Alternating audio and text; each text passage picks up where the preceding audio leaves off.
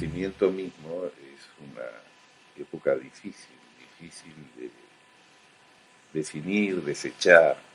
En la Edad Media ha habido varios renacimientos y algunas cortes vivían en el Renacimiento mientras otras habían perdido toda posibilidad por caer particularmente en todo lo que fue la contrarreforma. La reforma y la contrarreforma fueron los enemigos tremendos de un renacimiento que tiene muchos aspectos ignotos, las artes escondidas, ignotas del Renacimiento. Se lo suele conocer por más bien su aspecto artístico y de hecho pues revolucionó también al arte de su tiempo y nombres como el de Leonardo, una larga lista, ¿no? El Tiziano, que ahora está exponiendo en el Museo del Prado en Madrid, etcétera, y de escultores y orfebres, empezó a tomar el mito como base de su trabajo. Esto al mismo tiempo en correspondencia con toda una corriente que había venido de pensamiento de tipo griego que se había conservado en Bizancio y que en un momento dado viene a través de Gemisto, Platón y otra serie de personajes, viene a sumarse a la cultura occidental. Y en Roma entonces comienza a fundarse una a una las academias. Las academias han sido importantísimas en el desarrollo de Occidente. Y el origen de las academias actual nace del Renacimiento. Desde luego que la academia había sido la de Platón e igualmente en Italia Marsilio Ficino volvió a retomar la academia de Platón, pero nacieron en Ferrara, en Roma, montones en las cortes de los príncipes, montones de lo que luego han sido las academias, siguen siendo las academias de la lengua en Francia, en Inglaterra. El origen ha sido ese. Lo que estoy tratando de decir es que el Renacimiento es una época muy difícil y que todo el comienzo del Renacimiento, en el que aparecen, el Renacimiento sin duda se llama así porque de pronto las estructuras ya demasiado solidificadas de la Edad Media se quebrajan y una serie de acontecimientos hace que se produzca un volcarse de determinadas ideas que están relacionadas con el hermetismo. Y el causante principal de todo esto, además de las circunstancias históricas y el destino, ¿no? o los que manejan los hilos de nuestro destino, hacen que pues en esta época coexistan una serie de valores y que sean los sociales y que en todas estas academias y cortes principescas los que se valoren es una visión hermética de la vida, donde el símbolo comienza a jugar un papel importantísimo como transmisor de verdades ocultas que él mismo está significando. A través de esto, hoy en día, por una serie de investigaciones que tienen como origen el Instituto Warburg de Londres y todo el desarrollo que ha seguido, este tipo de análisis histórico, como en el caso de Frances Yates, una historiadora a la que nos referiremos a menudo, o de Edgar Panofsky o de Edgar Wind en el campo de la teoría del arte, se ha empezado a ver el Renacimiento como otra cosa y a las personas que poblaron ese Renacimiento como Giordano Bruno también de otra manera. El caso de Giordano Bruno justamente ha sido especialmente tratado por Frances Yates. en un libro que se llama Giordano Bruno y la tradición hermética, que desde luego pues está recomendado, ¿verdad? Por la misma. Son además como muy bien escritos y se sigue una investigación como si siguiera una novela de misterio, de detectives, y entonces pues va tomando de aquí y de allí, estableciendo vínculos, analogías, y pues se llegan a conclusiones muy asombrosas que comparten todos estos miembros del Instituto Warburg, que han patrocinado a través de becas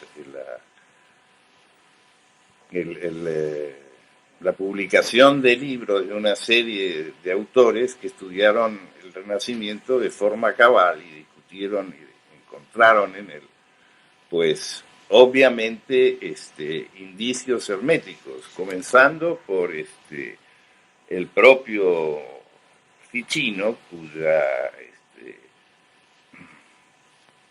forma de ser era un teurgo, un mago, y entonaba pues himnos mientras cantaba, los himnos órficos. Era un hombre también, un religioso era. Y conformó un todo en la corte de los Medici, a la par que se hablaba ya que en Roma y Ferrara se iban haciendo una serie de lectura distinta de la antigüedad traída a esos días, ¿no es cierto? Entonces de ahí la palabra renacimiento, que es nacer nuevamente, y esto referido a la cultura clásica, especialmente los griegos, porque los latinos estaban muy unidos con la estructura de la Edad Media, la misma estructura del latín como lengua. Es una estructura muy cuadriculada, muy lógica. Asimismo, pues fueron los romanos los que hicieron las vías, las grandes obras de ingeniería, el derecho romano, o sea, cosas muy estructuradas que aprisionaron a la humanidad de ese momento, y eso hizo que surgiese este renacimiento, que por otra parte ya lo había habido en varias oportunidades en la misma Edad Media, inclusive intelectual, ¿no? La Chartres del siglo XII, pues diversas formas que se expresó por su arte, por el gótico, por los tapices, por la construcción de edificios, que es obvio que de alguna forma y por algún motivo fueron construidos de acuerdo a una perfección que los arquitectos conocían y que los constructores pues realizaban, ¿no es cierto? Entonces esto nos lleva, otro de los personajes con el que comienza el Renacimiento es Nicolás de Cusa, ¿no? Autor de la Docta Ignorancia, que junto con el cardenal Colonna y en Roma, y con el Papa, el que fue luego Papa, que era un cardenal que se llamaba Piccolomini de apellido, conforman un núcleo poderosísimo. De hecho, acceden al papado en determinado momento, ¿no? Esto es en el primer Renacimiento. Después el humanismo, que signó el primer Renacimiento, y las luchas religiosas de la Reforma y la Contrarreforma fueron llevando a todo esto a resoluciones, a formas de que se presentaban las cosas muy diferentes tal vez de las que fueron pensadas en este primer Renacimiento, al punto, por ejemplo, que las ideas herméticas es las que hacen nacer la ciencia actual, porque las ideas herméticas se referían a una obra inacabada, la creación como una obra inacabada, que con la experimentación sobre la naturaleza y haciendo una comparación, pues, análogas, analogías sobre ellas y correspondencias, pues se podía entender de esa manera el cosmos, y no solamente eso, sino a hacer que progrediera en orden y armonía. Pues eso también es una de las utopías de las que hoy vamos a hablar, que se llama la Nueva Atlántida, hecho por Bacon, por Francis Bacon, que es el origen de la ciencia actual, todo ese desenvolvimiento de la experimentación, que cambia entonces de sentido y se hace una especie de ciencia práctica, ¿no? Como vemos, el Renacimiento pues produjo cosas que para la época eran asombrosas. Se descubrió América. Al descubrirse América, todo un mundo inmenso, geográfico, un espacio mental, se agranda enormemente. La mitología pasa a tener importancias, entonces un espacio de otra naturaleza también viene a formar parte de la cotidianidad del hombre del Renacimiento. Luego resulta, a través de Galileo y de Copérnico, que el mundo es tridimensional, no es plano, sino que gira alrededor del Sol, que es el que marca el sistema. Entonces, pues pasamos ya de dimensionalidad, ¿no? Y pues esto y muchas otras artes conforman el Renacimiento, entre otros el arte de la memoria, un arte nuevo que ya tenía orígenes en Plutarco, en Platón mismo. Se empieza a ejercitar pues el uso de la memoria para producir la anamnesis, es en definitiva lo que este método practica, y es un método complicado, pero que ya tenía orígenes grecolatinos. Entonces el Renacimiento lo pone al día, se ocupa de eso. Pues empieza a trabajar con imágenes mentales, que no podía en ese momento porque la visión tan estructurada de lo medieval lo encajonaba, ¿verdad? Entonces sí rompe límites, en verdad.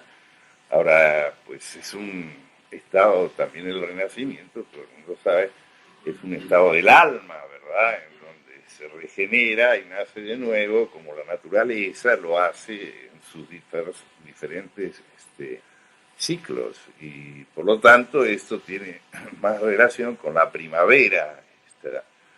Y así todo el arte y toda la cultura del Renacimiento tiene un empuje primaveral, por así decirlo, y es en ese sentido muy fresco, y como es el cuadro de Botticelli, que se llama, relacionado con la primavera, donde el color toma una forma, la belleza se expresa de una manera muy directa y muy nueva, comparado con la serie de Madonas unas tras otras y de lo que es sin pues juzgar o decir que esto y aquello, porque eso es un disparate, ¿no es cierto? Pero el Renacimiento tiene una riqueza extraordinaria. Y pues los jardines, los grandes jardines nacen todos del Renacimiento, los jardines simbólicos, las cascadas de agua, las grutas, los itinerarios a través de estatuaria de tipo mitológico, las cascadas de agua, los olores, el laberinto que hay en los castillos, todo eso de pronto constituyen al jardín también como un templo al aire libre, porque en ese tipo de trato con las cosas y los seres, la tradición occidental realizaba todo otro trabajo interno, tal cual el alquimista, que trabajaba con una materia, pero lo que quería justamente era ver lo que estaba viendo significaba dentro de sí, de su alma, ¿no es cierto? Y siguiendo un proceso donde iba transmutando. Esta es una de las formas que se da, es en el recorrido de jardines, en todo, también en las telas, en el bordado, en una tradición, una civilización, si pudiéramos decir tradición, una cultura tradicional. Todo lo que se vive es un rito, todo es un rito perenne, la vida misma es un rito. Y está todo eso construido en base a la cosmogonía, o sea, el conocimiento de lo que es esa sociedad con respecto al cosmos y con respecto a sí mismos, el macro y el microcosmos. Bueno, todo esto que los pueblos de la antigüedad lo llevaron a cabo, vivían de esa manera, tiene que ver con el tema de las utopías y tiene desde luego que ver con el Renacimiento. En el Renacimiento, de pronto, todo un foco que viene desde los griegos, seguramente antes, de los órsicos, en fin, de pronto se irrumpe, se hace presente.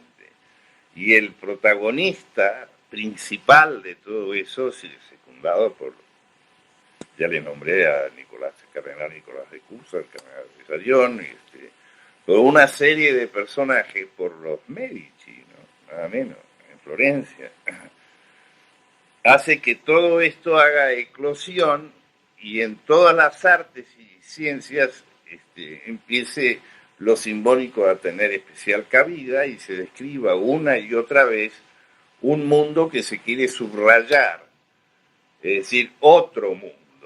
En ese mensaje está diciéndose que la realidad no es tal cual las personas creen en el teatro del mundo, ¿verdad? Sino que las cosas de pronto son diferentes y hay que prestar atención y esa mirada lo que despierta, esa es la función de la utopía. Lo que se hacía, las utopías casi todas tienen que ver con una isla.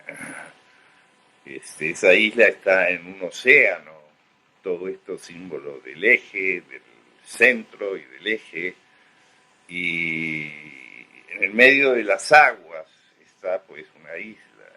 Eso se corresponde con un montón de cosmogonías donde un animal gigantesco está sobre las aguas, un cocodrilo, una tortuga, en la tradición china, en la tradición hindú, los precolombinos, estos son simbologías habituales del mundo y del ónfalo del mundo, que es por donde atraviesa el axis mundi toda la creación, ¿verdad? Entonces estábamos en que en el Renacimiento, a esto, Ficino llamaba a esta concepción de la utopía un altísimo castillo, ¿verdad? De las bienaventuranzas celestes. Eso decía de esto. Entonces, estamos tratando de lograr una visión de una forma de ver, de un lugar donde no hay ni espacio ni tiempo. Utopo quiere decir que no tiene lugar, podría llamarse también Ucrania, que no hay tiempo, si no hay espacio. Entonces es un lugar, dice que ideal, pero no ideal como se toma hoy el término, sino el lugar de la idea original que está en la mente de todo el mundo y que no hay que ir a ninguna parte para ingresar allí. Es una entidad, ¿verdad? Es una entidad a la que se puede penetrar porque todos han sido invitados a penetrar en esa entidad. Que existe, lo quiera uno o no lo quiera, lo niegue o lo aplauda, es para esa entidad exactamente lo mismo. Entonces, este espacio que tiene que ver con las genealogías, porque este espacio habitado tiene antepasados míticos, tiene una herencia, tiene una genealogía. Esa es la cantidad de personas que han pasado a ese lugar. que conocen esa ciudad, que habitan, ¿no?, esa ciudad. Esa ciudad, en el caso de Platón en la República, no es otra sino el alma humana. Entonces, todo el trabajo de la utopía es precisamente llegar a la isla interior, aquella, ¿verdad?, donde todo está ordenado y donde las cosas son finalmente como tienen que ser. Y eso está en otro mundo, no está en este mundo. Aunque muchos de los que se ocuparon de las utopías hicieron ensayos también para traer eso a este mundo, ¿no? Volvamos a la idea del jardín interior, de que ya hemos hablado. Para la Cábala, este lugar, este espacio, es un palacio. Es decir, se describe como lo mejor, es también un tesoro, ese punto central, esa ciudadela que se mantiene inaccesible hasta que no podamos realmente penetrar en ella. De otro punto, de otras imágenes, por ejemplo, El sueño de Polifilo, que es un libro del cardenal atribuido al cardenal Colón, al que nos referimos antes, lo ve como lo ven otras tradiciones, como lo ha visto Dante, como una hierogamia, o sea, como las bodas, también la alquimia, las bodas químicas, como la unión de la Virgen y Polía, con el que por ese motivo se llama Polifilo, porque es el amor hacia Polía, que es la sabiduría, es la Beatriz de Colonna, como fue para Dante, esta mujer, y es a través de la lucha de amor con esta pasión interna y su contrario, donde se producen las bodas alquímicas entre la sabiduría y el que la pretende. Y entonces pues se llega a ser uno con ella. Todo este proceso, ese proceso en realidad iniciático, en realidad todas las utopías de una u otra manera, las utopías renacentistas, que voy a citar algunas de las más conocidas, se ocupan de eso, a través de un mundo, de la descripción de un mundo como real, que tiene dimensiones. Todas las utopías, empezando por la primera utopía, de las cuales el modelo de casi todas, que es la República de Platón, ¿no es cierto? Platón es el modelo, y también las leyes en parte, y también el Critias y el Timeo, donde habla de la Atlántida. La Atlántida es el colmo de la utopía, por así decirlo. Es una isla perfectamente organizada en mitad del océano Atlántico, como sabéis, y que tiene una forma, Platón la describe, y esto es la misma forma que va a tomar, o muy análoga a la que va a tomar la de Moro, que es la primera utopía renacentista, y la de Campanella, casi 100 años más tarde, y Cristianópolis, y casi todas las utopías, mismo en Gargantúa y Pantalla de Gruel, hay una descrita, una utopía que es Telema, ¿verdad? Un lugar que al fin del capítulo primero, con toda gracia, ironía, Rabelais ubica allí una isla donde hay un convento que es lo contrario de todas las religiones. Y el lema es, haz lo que quieras. Esto es bien gracioso porque significaría una anti-utopía en el contexto de todo el trabajo. No es eso, sino es una forma sorprendente de encontrar la sabiduría. Muchos siglos después, William Blake diría también que a través del exceso se puede llegar al palacio de la sabiduría.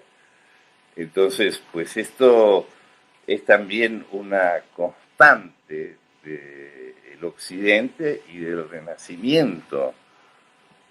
O sea, pues empieza ya a formarse una nueva moral.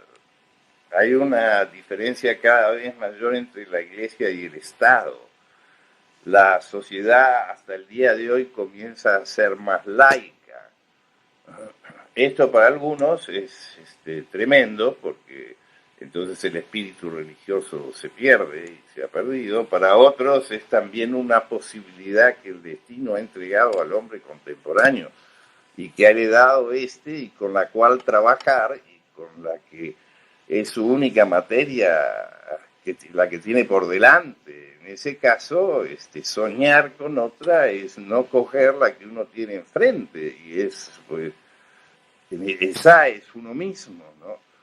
Aceptar que la realidad es esta sucesión de hechos anecdóticos, que es una especie, como es también la literatura, pues como para niños, novelas para niños grandes, o sea, conjuntos de chismes, ver el mundo tal cual hoy es una cosa difícil de aceptar, pues nomás con tomar el diario de hoy o siempre uno va a encontrar todos desastres, ¿verdad? Sin embargo, eso es propio también de todos los tiempos.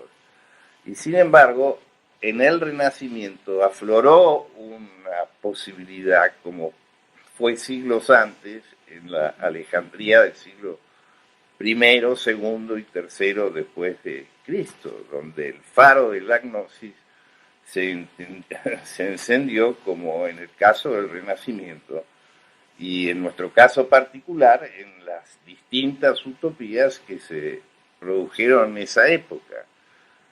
Curiosamente una de ellas es de Campanella y se llama la Ciudad del Sol. Esta ciudad está regida por los planetas. Su ritmo, el que la gobierna, se llama metafísico. Todo su ritmo es de acuerdo al el microcosmos, que es esa ciudad, de acuerdo al macrocosmos, que es el universo, de la cual esa ciudad pretende reflejarla, de modo de establecer comunicación con ella. Entonces es una ciudad instalada en otro lugar y en otro tiempo, con la cual uno puede comunicarse y que representa la enorme comunidad de personas que han penetrado en ella, que tienen una genealogía que verdaderamente es espectacular, porque desde Sócrates, o sea, las más ilustres energías y las más sutiles han participado de ese mundo y han habitado esa ciudad, esa ciudadela que es lo más sutil del alma humana, porque claro, todo eso tiene distintos niveles, todo el trabajo para acceder a ese lugar, como bien dijo una querida amiga el otro día, eso está en el plano intermediario, todo eso está en el alma. El cuerpo, pues hoy en día se presta gran atención con toda realidad, lo psicosomático. Entonces lo somático y lo psíquico, también lo psíquico puede arreglar lo somático, digamos. Y lo espiritual, bueno, ya es la apetencia interior, pero a lo que el puerto, ¿no? Pero a lo que se manifiesta en el interior del alma es la dualidad de lo uno y de lo otro, ¿verdad? Entonces, en esa lucha en la que Polifilo, al que me refería antes, trabaja, es también un símbolo, en otros casos, de la travesía de un puente, el viaje de un lugar a otro. Realmente los que llegan a las islas de las utopías son náufragos, que así como en la Divina Comedia Dante estaba en un bosque oscuro, ¿verdad? Y sin salida, bueno, la idea de la tempestad de la que no puede uno zafar, y sin embargo llegar mágicamente, poco más o menos, a la salvación, ¿no es cierto? Y a un país nuevo, a un espacio otro, no relacionado con el hombre viejo, sino con el hombre nuevo, a un mundo distinto al que se accede gracias a una serie de cuestiones que son las que precisamente la didáctica de las utopías explica a su manera y con sus elementos, y al mismo tiempo, de esa forma, es un ejemplo que va a ser seguido en el tiempo por la sociedad civil. En general, las utopías han sido tomadas desde el punto de vista de la polis, o sea, de manera social y política económica. A nosotros esa parte de la utopía no nos interesa. Nos interesa, sí, claro que tiene interés, pero secundario, ¿verdad? Por ejemplo, en la utopía de Moro llama la atención que la propiedad privada no exista, ni siquiera la propiedad de los hijos, y que las personas pues se relacionen de un modo, cuando todos ustedes saben que Moro murió decapitado y fue santo de la iglesia, es santo de la Iglesia Católica, Tomás Moro, ¿no? Sin embargo, las mujeres podían ser sacerdotes. En general, las utopías tratan muy bien a las mujeres. La Cristianópolis, por ejemplo, de André, de Juan Valentín André, dice que no ve ningún motivo por el cual las mujeres se diferencien de los hombres. Esto es totalmente revolucionario, como estas ciencias o artes del Renacimiento, como una geografía nueva, con plantas todas nuevas y con ciencias y artes como la cábala, que es la tradición judía en el ambiente cristiano, por eso se suele llamar cábala cristiana, ¿no? Se da allí una explicación del cosmos a través del árbol de la vida, que es un organigrama de cómo es el cosmos en sí, cómo se divide y cómo se relacionan las cosas unas entre otras, precisamente en una navegación en el plano intermediario del alma. Se van llegando a determinados puertos, se van siguiendo un recorrido, hay una doctrina, se sale del laberinto porque hay quien nos da la explicación, entonces uno puede salir del laberinto. Los laberintos, siendo tres los planos, también se producen en tres planos, o sea que este es un largo recorrido de estudio, como dice Cristina de Pizan, para llegar a un mundo que tal vez es diferente al que hemos soñado, porque no está de acuerdo con nuestras modestas ambiciones, es decir, con la programación que tenemos, sino que a medida que se va llevando a él, cada vez es más rico, más sutil y tiene toda la posibilidad universal dentro de sí. O sea que la idea de un poder de corto alcance, cualquiera que sea, queda totalmente anulada por la inmensa grandeza y la universalidad de lo que es el conocimiento. Bien, una de las formas que no hemos mencionado aún de las utopías que no tienen como tema principal la polis, o sea, la ciudad, es la de los manifiestos rosacruces.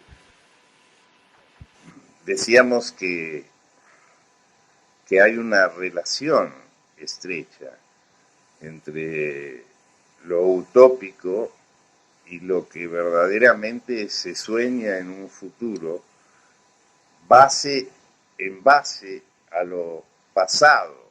O sea, una de las formas de ver la utopía es refiriéndose al pasado. En ese caso, la tradición es una utopía, el paraíso terrenal es una utopía.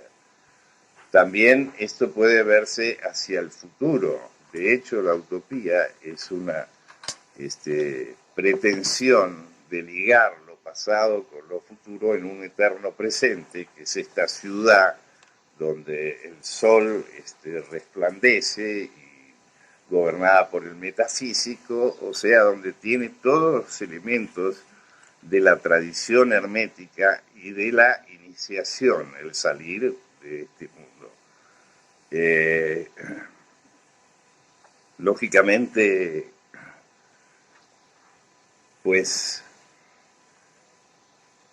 no es fácil entender esto, porque si se va a buscar en las utopías modelos de tipo, sobre todo que los autores de las utopías, empezando por Moro, se han burlado de ese divertimento y al mismo tiempo lo mandaban, ¿no es cierto? Y inclusive muchos de ellos, como el caso de André y de Cristianópolis, una ciudad enteramente cristiana, bellísima, pues era peligroso en esa época. Y para este señor, por ejemplo, el Papa era el anticristo, debía guardarse de decir que esa era su obra, porque toda esa su obra estaba dedicada y tenía como fin un objetivo totalmente interior, que era